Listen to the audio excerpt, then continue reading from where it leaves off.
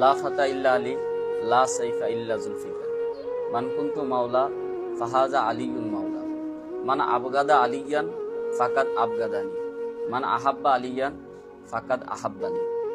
বলতেছি শেরে খুদা, শেরে ইয়াজদ, মাওলা আলী কাররামাল্লাহু তাআলা ওয়াজহাউল করিমের কথা।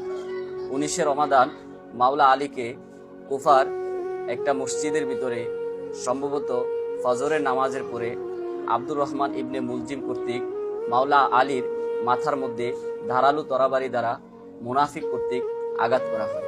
সেই আঘাতের মাধ্যমে মাওলা আলী ঘোরতর অসুস্থ হয় এবং আজকের এই দিন 21শে রমাদান মাওলা আলী শাহাদাত বরণ করেন, দুনিয়া থেকে বিদায় নেন। ইসলামের চতুর্থ খলিফা মাওলা আলী, যিনি মক্কাতুল মুকাররমার পবিত্র কাবা শরীফের ভিতরে শুভ আগমন করেছেন। মাওলা আলী যখন শুভ আগমন করেন, শুভ আগমন করার পরে মাওলা আলী দুনিয়াতে আসার পরে চোখ মোবারক খুলতেছেন না। তিনি যখন চোখ খুলে না, মক্কার ভিতরে এরকম রেওয়াজ উঠল যে মাওলা আলী কাবা ঘরের ভিতরে জন্মগ্রহণ করেছে, উনি অন্ধ কিংবা উনি চোখে দেখে না কিংবা মৃত।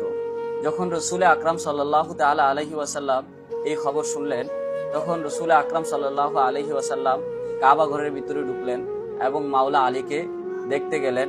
মাওলা আলী সর্বপ্রথম দুনিয়ার মধ্যে চোখ খুলে নবী করিম রউফুর রহিম সাল্লাল্লাহু তাআলা আলাইহি ওয়াসাল্লামের নূরানি চেহারা মোবারক দর্শন করেছেন। জিজ্ঞাসা করা যায় যে মাওলা আলী কেন আপনি চোখ খুললেন না?